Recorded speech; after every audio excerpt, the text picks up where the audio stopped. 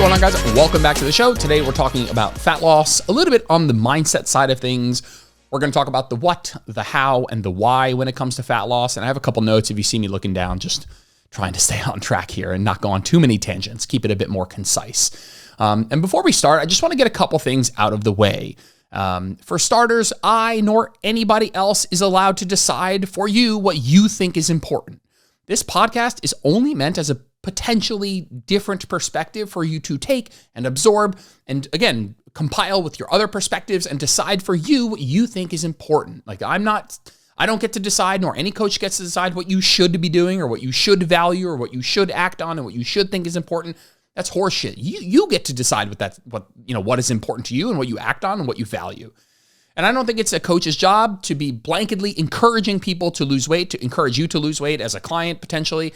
Yes, I am a coach, and part of what I do is discuss some of the potential benefits for clients in terms of maybe it's a physical quality of life improvement, maybe a longevity benefit, maybe there's mental growth that can be had, but it's not my job to say that you should lose weight. I mean, that's just not true, and we'll talk about that a little bit more in the podcast. I'm not deciding what you think is important. You need to come to terms with that yourself. I can help be a mirror and a springboard and a support system for you to kind of understand what potential benefits, what are the potential pros and cons of certain decisions in this fitness space, because I'm the one, let's say, with a bit more of the information on that, but I'm going to be more of giving you that information as a coach, and you are going to be the person who's deciding what's important, not your coach. There's no you should do this. No coach should be beginning sentences with that without proper context and relationship with the client, let's say, whatever. This is not a pump-up speech for you to lose fat. Right? This is not a pump up speech.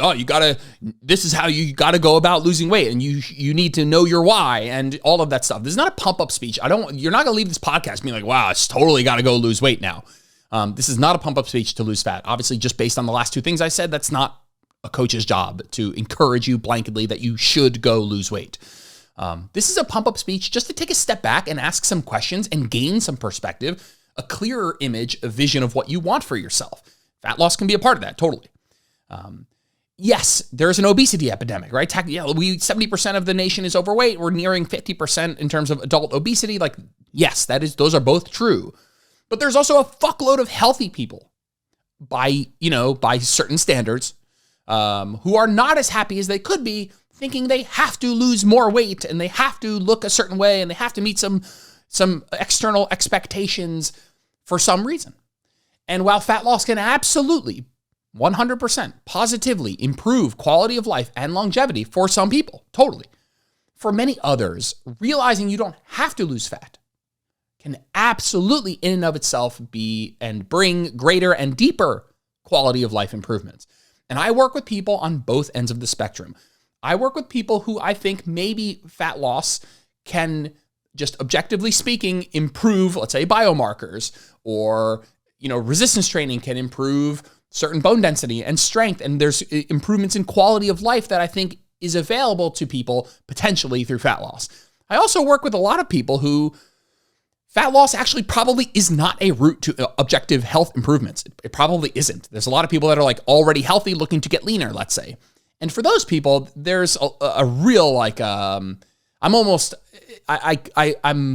as you can tell, I'm just not at a loss for words, but I think a lot of those people need to take one small step back and be like, hey, what am I really doing this for? Like, is this something that I want to do for reasons X, Y, and Z, and that's going to keep me motivated? It's going to bring me I don't think I'm a fat loss coach. My goal is to help you improve your quality of life through the integration of nutrition and fitness into your life. And that can mean a lot of things. It doesn't necessarily always mean fat loss for everybody. This is not true. Cool. Now that we have that out of the way, this podcast was kind of just launched into my brain from a Q&A that Jenna, my fiance, did maybe, a couple weeks ago. She started her cut and she threw up a Q&A box and was like, hey, ask me questions about my cut. And we were just sitting there. She was answering the Q&A. We both kind of were reading over some of the questions, and there were just basically 99% of the questions were about the structure, the what, I would call it. And when we look at fat loss, I just don't think these what questions, in air quotes, are holding anybody back. We're not in an obesity epidemic because of the what, of the what when it comes to fat loss. We're in an obesity epidemic for many reasons, right? But it's not the what. And when we talk about the what, the structure, the numbers, these questions sound a lot like, what are your calories going to be? These were the questions that she was getting asked about, like how, about her cut. What are your calories going to be? What is your protein going to be? How long are you going to be in a deficit? What's your goal weight? How many meals are you going to eat? How much weight do you want to lose each week? When are you going to stop your deficit?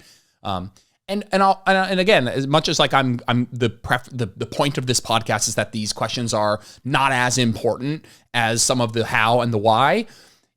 I will meet you halfway, and I will say these questions need answering. Let's be real. Like most of them need some sort of addressing. Like you have to start somewhere. You have to pick a calorie number. You have to pick. I mean, you don't listen. If you're going to count your calories, let's just start with this. Like, sorry, I should have started with you do not need to count your calories. That's not like I'm going to be talking about this in the context of counting calories because that's the context that Jenna is. That this podcast was sort of born out of. Assuming in this context for this discussion that you're going to be counting your calories as your tool to help create a calorie deficit to lose fat. You don't need to do that. You do need to be in a calorie deficit. You don't need to count your calories.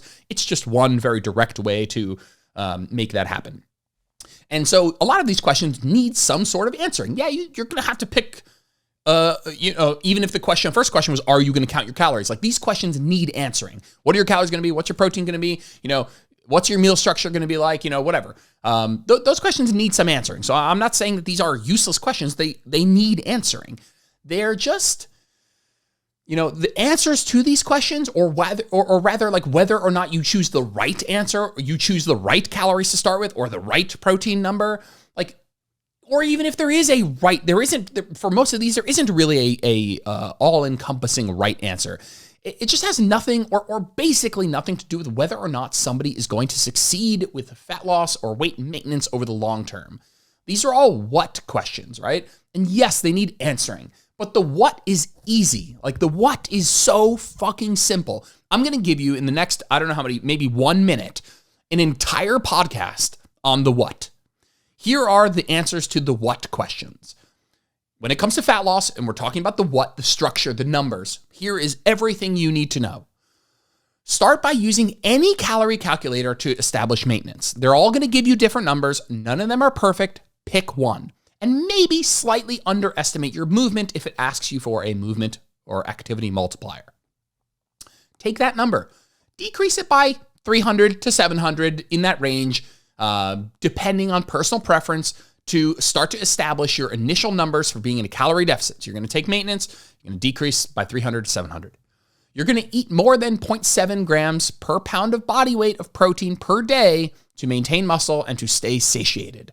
That's going to help you, again, maintain muscle. Hopefully, we're going to talk a little bit about some resistance training at some point. But again, maintenance calories, take off 300 to 700 based on personal preference. Also could depend on your total calorie number. If you are a slightly larger person with more calories, maybe you could drop a total greater number. But again, there are circumstances where I wouldn't advise that. So again, it's definitely very person dependent. Eat 0.7 grams of protein to maintain, 0.7 grams per pound of body weight, current body weight, to maintain muscle and stay satiated. If you want to eat more than that, you totally can. Let your carbs and fats fall where they may. I do not advise the average person who's looking to change body composition, get fit, lose some fat, feel better, gain muscle. They need to be super neurotic with their carbs and fat numbers. You don't.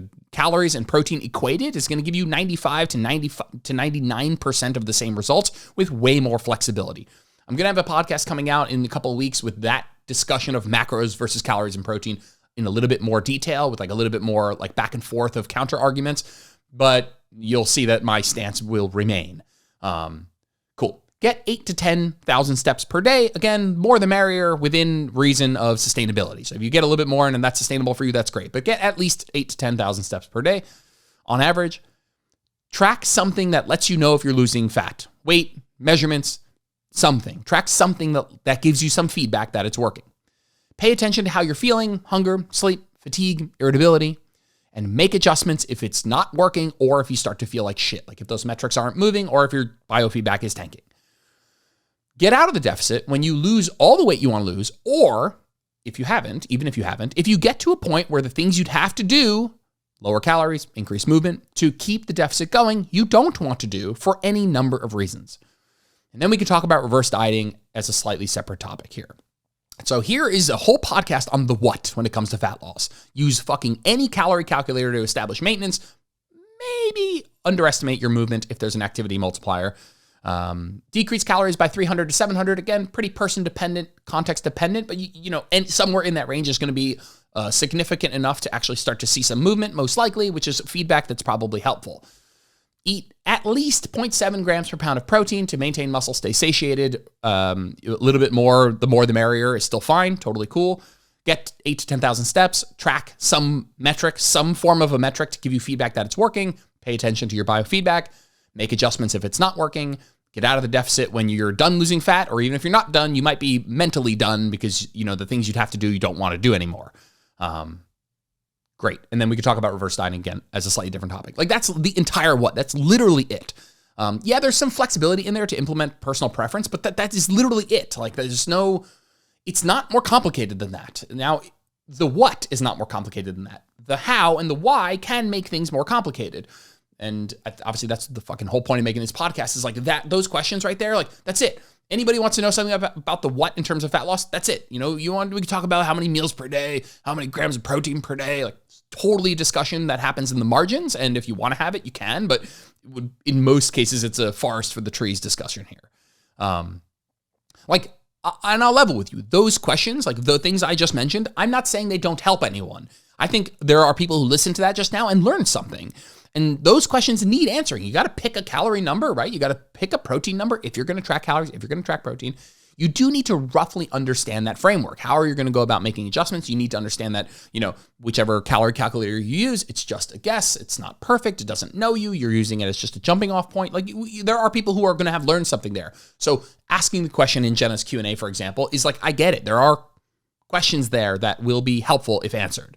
But I'm just seeing so many questions on the what, and just more than just like the number of questions, just an overall emphasis. So many people on Instagram talking about this many grams of protein, like this calorie calculator for maintenance. This is, exactly how many calories or how much weight you should try and lose per week. And I'm not saying that's totally useless. It's just a misallocation of your limited resources, or better yet, it's not the bottleneck for most people. Like, I've coached hundreds of people, probably in thousands. I've just never had a client go through a fat loss phase and be like, yeah, we really didn't find success because we didn't pick the right calorie number to start with, or we used the wrong calorie calculator, or the protein number we picked was off, and that's because of, you could say the confounding variables. That's because they've hired me and those questions are already answered. And if they hadn't hired me, they wouldn't have known where to start.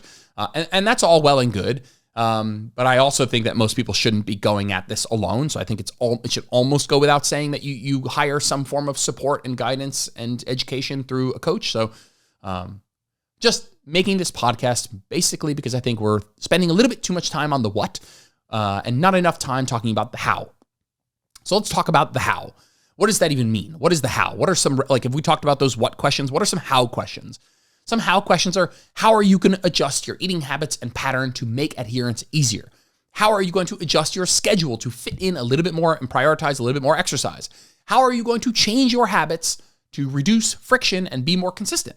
How are you going to manage your social life and events? How are you going to manage those around you who might not be as supportive of your changes? How are you going to deal with things when they aren't going perfectly according to plan? How are you going to how are you going to adopt a mindset of getting back on track?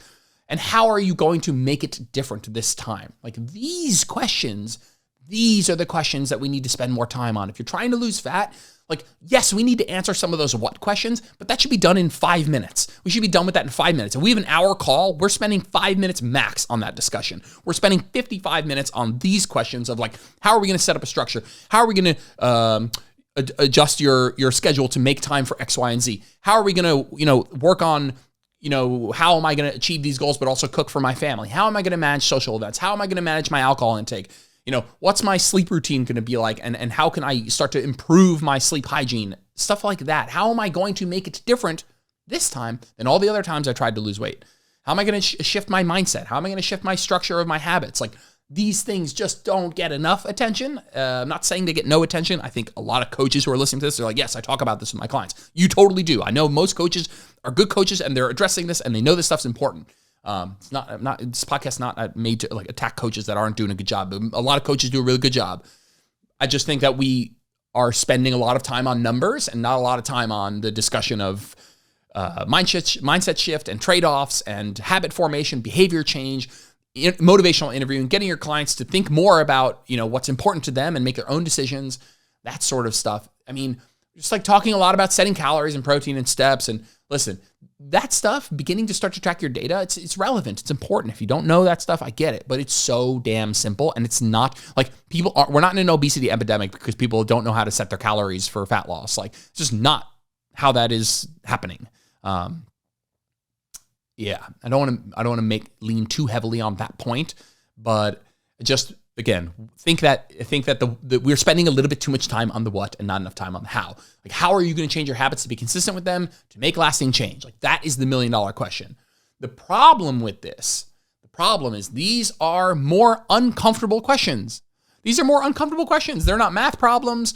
They involve discussing action. They involved trade-offs and making some form of sacrifice and actually fucking changing your behavior and your lifestyle, giving up certain things to prioritize other things. Everything is a trade-off. There's no free lunch. Everything's an opportunity cost. You're making a change, right? And that is always more uncomfortable. And that is where the actual progress happens from, is actually these behavior changes. Like, it's easier to talk about calories and protein. It's harder to talk about drinking less at barbecues and not making every occasion a special occasion, or having tough conversations with your spouse about supporting you and not sabotaging your efforts and with this, like, you're no fun fucking to mentor attitude.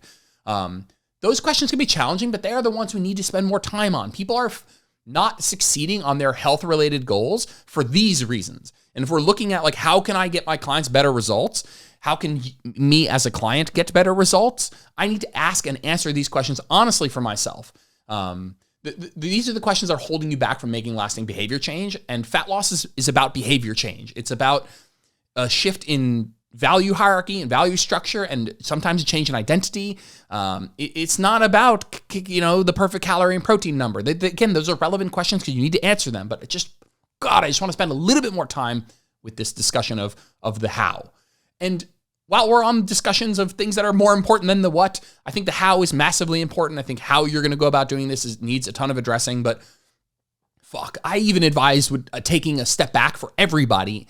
Take one more step back from the how and start asking why. And sometimes I cringe when we talk about the why. It's like fucking super corny. Know your why. Like, know your why. Sounds like woo-woo and corny, and sounds like something that would be on the top of like a self-help book, and I'm staring at like Simon Sinek's book, which is like start with why. And like, first of all, I love the book, great book. But I think that there's a negative connotation to this. It feels like woo-woo. It feels like therapy. It feels like, first of all, yeah, all of those things would be beneficial for everybody, frankly. But yeah, I just think it has a woo-woo connotation to the point where like people just like brush off this question. And I've had that motivation. I've had that opinion at some point before. And again, this is not a pump-up speech. Like, I'm not saying, hey, know your why so that you can have this deep reason to lose fat. That would be a bias towards you should go and do that. I don't think you need to lose fat or you should go do anything. It's like a big, more so on the body autonomy side of things. If this is something you want to do, great. But take a step back and start to build that perspective. Like, this is more about an objective, totally hands-off asking why, because maybe you come to the realization that your reasons suck and you don't like them, and they actually don't lead to your happiest life. These trade-offs that you would need to make to achieve this external physical goal or even a health-related goal, maybe they actually just aren't part of your happiest life. They don't involve trade-offs that you want to make. And again, it comes back to you get to decide what's important, but I think it's important to decide for yourself what's important and why you think that stuff is important and analyze that. I don't get to decide what you want, but I think it's important to ask yourself why you want to lose weight. It's likely that there are better and worse reasons based on your evaluation, not mine. I'm not judging your why. But I think if you were to ask why, you would realize that if you made a list that there are things that you think are more important and less important, deeper and more meaningful, less meaningful. Reasons that you'll feel very motivated by, maybe in a positive way, and reasons that you'll think, maybe this is something that I, should start to work through, or maybe this isn't something that's serving me in my best life, or maybe this isn't something that I'd want for my children, right? And while asking yourself in this current moment is a really good idea, I'm a big fan of asking 90-year-old you, he or she is wise as fuck, like asking future you, hey, if I look back on my life and this was my value hierarchy, how am I going to feel about those choices? It's a bit of a morbid thought, but a lot of what motivates me these days is like, what am I going to regret more? What am I going to regret less? Those sorts of decisions, I want to be able to make decisions at least by asking that question and making sure that this isn't just a short-sighted, maybe more superficial thing that I'm after, and that, future me will be a bit proud that I made X, Y, Z decision. And let's be totally honest here. I think fat loss can improve quality of life and extend life for a lot of people. 100%. I think, let's be honest, there's 70% of the country is overweight. We're trending towards 50% adult obesity. And I'm not saying that fat loss will improve all of those people's lives, but I do think that it's more likely than for someone who's at already a healthy body weight. So I do think that there's a high percentage of our population that would likely see some either health direct biomarker or indirect quality of life improvement or longevity benefit from considering fat loss, let's say. But there is a percentage of you listening to this that I will make a statement that I think is too high, that are already healthy by most standards and are still spending either your entire life or just too many emotional fucks on trying to get leaner to meet some expectation that you're not even sure how you have that expectation on yourself. Like a lot of times there's, you ask yourself why you're doing something or why you think something's important. Like, did you decide for yourself that, seeing ab definition was important? Or is that just like an aggregate of, a lot of stuff that you heard when you were little and how you were raised and media consumption? Like, how often do we step back and think, why do I value this thing? Have I made a decision that this is important, or am I just acting subconsciously on, the aggregate of things I've consumed over the years? Is this really something that I would want for my kids to so highly value? I think a lot of times I ask that question because most people are are better to their children than they are in their own heads, want better for their children than they give themselves credit for themselves, let's say. And I think what's going to happen if you ask yourself why do I want to lose fat? Let's just pick fat loss here. Why do I want to lose fat? One of two things is going to happen. Either you're going to connect with some deep reasons that really matter to you and future you, and you're going to keep those at the forefront, and they're going to help a ton. And between the why and the how and the small discussion of the what, you have a good chance of succeeding here. Because there's a deep meaning to why you're doing what you're doing, and you know that there's a connection to something more important that you really want. And that's cool. That's really great. If that happens, that's awesome. But equally awesome, and I mean that 100% honestly, equally awesome, is that maybe that won't happen. And maybe, you come up with reasons that you look at and you're like, well, maybe I'm actually happier not trying to lose the last 5 pounds, the last 10 pounds, the last 15 pounds. Maybe they're not worth the lifestyle trade-offs that they would cost, and that trying to live an even leaner life maybe isn't my happiest life. Like, at the end of the day, these are all questions about what's going to make you the happiest, what's going to give you the happiest life. And again, sometimes actually we're just talking about my experience as well. Again, just my experience. This whole fucking podcast, just my opinion, just my perspective, just hopefully just gives you something to think about. Is I'll have coaches or clients a lot of times that are in that bracket of like, hey, you're already healthy. Fat loss isn't going to make you any healthier. Now, that doesn't mean you can't go do that. Of course, that doesn't mean you can't go do that. Of course, you can do whatever you want to do. But by going for fat loss, one of two things happens. You either lose some fat, realize that the trade-offs weren't so bad. You're like, oh, I like the way I look. It didn't cost me crazy trade-offs. And this balance of leanness and lifestyle is one that I'm super happy with. And you ride off in the sunset, and this was a great experience. Or you try and lose fat, and you think that when you start that the trade-offs are worth it. But as you get into it, you realize, man, I really am missing X, Y, and Z things that I've had to sacrifice. And the trade-offs that I need to maintain this, either achieve or maintain this leanest body actually isn't worth it. All I want as a coach is for you to leave in a happier way, let's say, happier than you got here, in a better place than when you got to me. And sometimes that is not from fat loss. And I would almost go as far as say in many cases, it's the realization that you probably don't, being as lean as you thought you wanted to be when you arrived in my inbox probably isn't your happiest life. And maybe losing no fat at all and just staying where you're at and maybe focusing more on getting stronger and some of that stuff and just general things that are more important to you, maybe that ends up being your route to a better life. Maybe you're already doing all the things that you should be doing, and it's more about taking a step back from these expectations that you place on yourself that you don't even know where they're from. And I mean that mostly from an external perspective of I need to look a certain way. And I find that to be just like in a dichotomous way, two very beautiful outcomes. I have people who lose fat all the time, helped hundreds of people lose fat. And I wouldn't say all of them got happier. For sure, definitely. Oh my God, definitely not all of them. And I've had other people lose no fat at all and leave my coaching in an amazing, much better mental state where they can go on and live a happy, healthy life, realizing, shit, man, these last 5, 10, 15 pounds, they weren't worth the trade-offs that would be required of me to lose more of that weight. And the reasons why I wanted to lose them were not reasons that actually I value very much when I really get down to it and dig deep and am curious about those feelings. And so I could really go on with this topic for a lot longer, but I just am going to close it down here because I feel like I'll end up saying the same thing a whole bunch of times. Just do me a favor before you embark on a fat loss journey. Ask yourself why you want to do this. Then ask yourself why again, and then ask yourself why again. So why, and then why do I think that's important? Why do I want that? And then why do I think that's important? Why do I want that? And see how you feel about those answers. And if they check out, move forward to the how or to the what and then to the how, right? The what is like, I'm going to set these numbers, and the how is like, how am I going to actually adhere to that? Just don't waste your life trying to lose the last 5 pounds or reaching some arbitrary weight goal that no one on earth gives a shit about. And even if they did give a shit about, they're probably part of the problem for caring so much about you being a certain number on the scale or a certain level of leanness or making you feel like you have to be. Just take a little bit of a step back and ask yourself why you're doing stuff and what's actually important to you, because I'm not like on the diet culture bandwagon, but there's this big, like fat loss isn't going to make everybody's life better. Like a lot of people have other values that they really enjoy that make their life really great, that if in order to lose fat or be a certain level of leanness, they'd have to give up in some respect.